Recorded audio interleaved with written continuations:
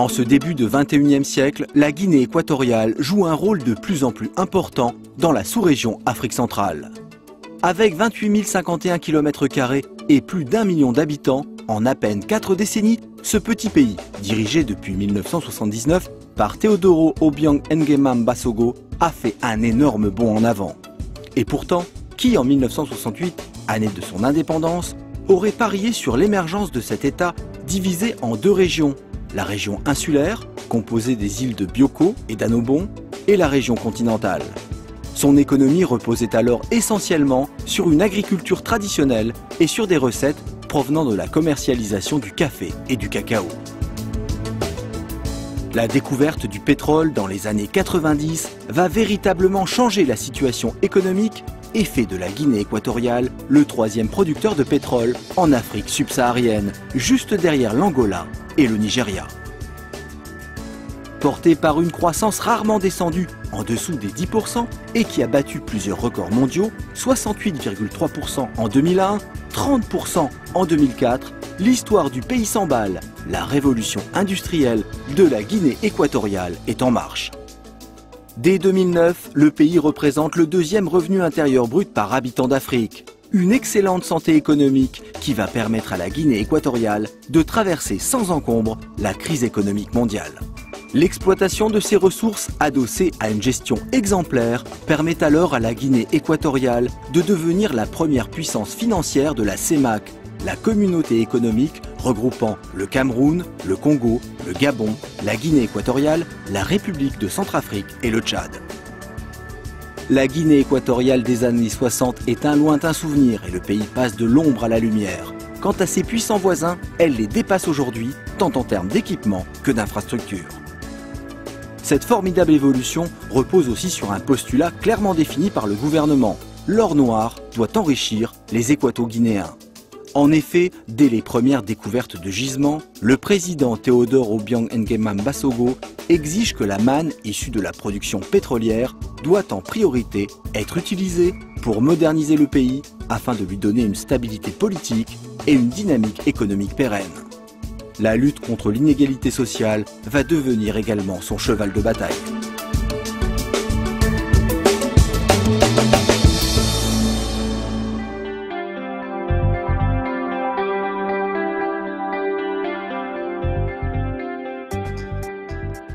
Sous l'impulsion de son président, le gouvernement a mis en place une politique sociale de grande envergure, représentant plus de 33% du budget du pays. Le chef de l'État s'est engagé à fournir l'eau potable et un logement à tous les Équato-Guinéens d'ici à 2020. Par ailleurs, un programme de 30 millions de dollars, plus de 21 millions d'euros, courant jusqu'en 2012, a été signé avec les agences des Nations Unies pour lutter notamment contre les pandémies comme le VIH. Enfin, diverses mesures encouragent l'investissement dans le domaine social. Ainsi, les sociétés étrangères doivent par exemple réinvestir 0,5% de leurs bénéfices dans la construction d'infrastructures sanitaires. Les soins médicaux grâce à des infrastructures modernes ou en cours de rénovation et une sécurité sociale performante sont désormais à la portée de tous.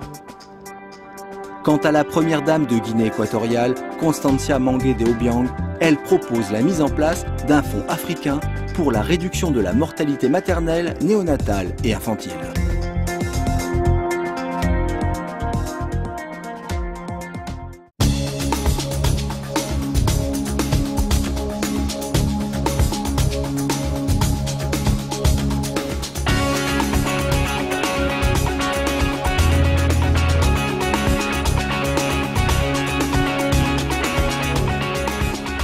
Le chef de l'État s'investit pleinement dans la construction du pays.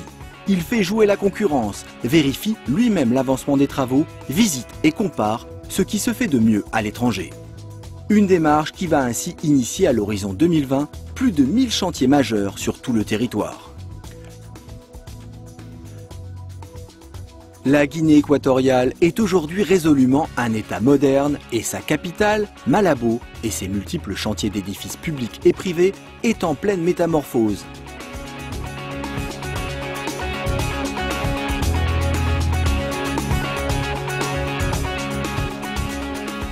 Ici fleurissent routes, ports et aéroports, nouveaux équipements sociaux, comme des hôpitaux et des écoles, réseaux de télécommunications et d'électricité.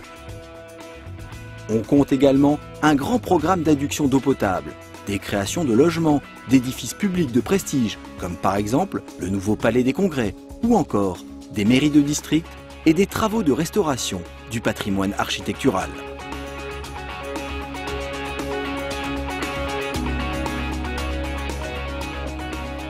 Les infrastructures liées au secteur routier ont un rôle primordial.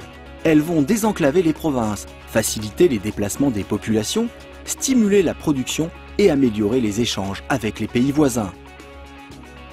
Aujourd'hui, il ne reste à peine que 200 km de routes non goudronnées et tout sera définitivement achevé dans quelques années.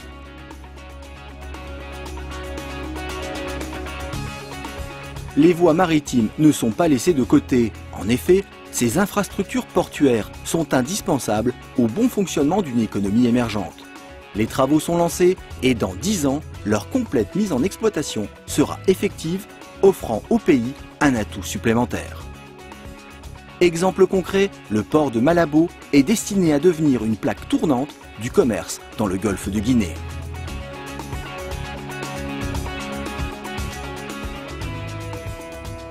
Une nouvelle politique concernant une vaste réforme de l'agriculture est également mise en place.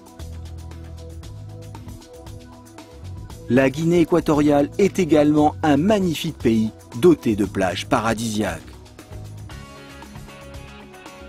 L'accent est donc naturellement mis sur le développement de l'activité touristique.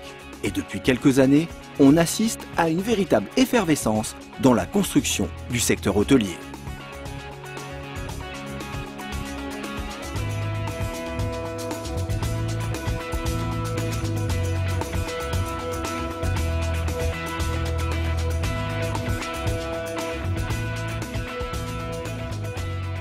Avec 2 200 000 hectares de forêt, une flore exceptionnelle et une faune extraordinaire, comptant chimpanzés, gorilles, hippopotames ou encore éléphants, la Guinée équatoriale dispose d'atouts indéniables en matière de tourisme vert.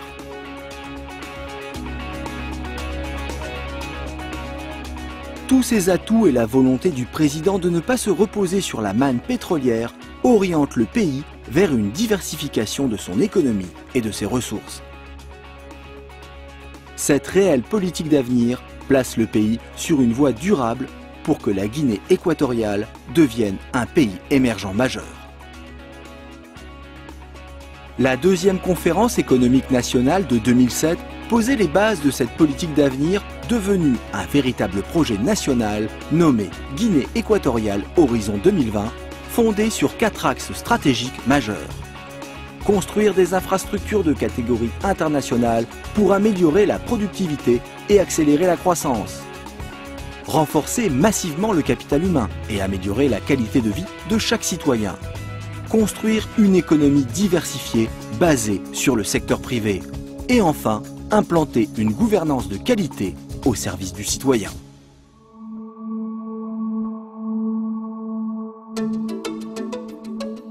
Au niveau international, depuis quelques années, la Guinée équatoriale s'est donné les moyens pour devenir un pays respectable. Sous l'égide de son président, de nombreux signes d'une volonté de moralisation et de libéralisation de la vie politique sont apparus et ont apaisé la vie politique locale et amélioré l'image du pays à l'international, avec notamment la mise en place d'une lutte efficace contre la corruption et le blanchiment d'argent. La Guinée équatoriale, à force de travail et de volonté, a instauré un climat de confiance auprès de ses partenaires et fait figure de référence. La bonne gouvernance reconnue par tous, sa formidable réussite économique, sa volonté de réduire les inégalités, impose le respect sur la scène africaine et internationale. Vivant exemple de cette reconnaissance, le 29 et 30 juin 2011 se tiendra à Malabo le 17e sommet de l'Union africaine dans un centre de conférence ultramoderne construit pour l'occasion. C'est une véritable consécration pour un pays en quête de reconnaissance pour tous les efforts consentis depuis 43 ans. Co-organisatrice avec le Gabon de la prochaine Coupe d'Afrique des Nations en janvier 2012, la Guinée équatoriale devrait recevoir plus de 600 000 visiteurs, sans compter les joueurs, et l'encadrement des 8 équipes qui s'affronteront dans les 2 stades à Malabo et à Bata. Encore une occasion pour le pays d'optimiser ses techniques de communication Internet et téléphonie pour devenir un pays phare dans ce domaine. La République de Guinée équatoriale va pouvoir montrer au monde entier son dynamisme et son sens de l'organisation, ainsi que sa volonté de s'inscrire durablement comme l'un des pays leaders en termes d'émergence économique et de stabilité politique. Le pays va également prouver ses capacités à accueillir un tel événement planétaire et donc séduire bon nombre d'investisseurs.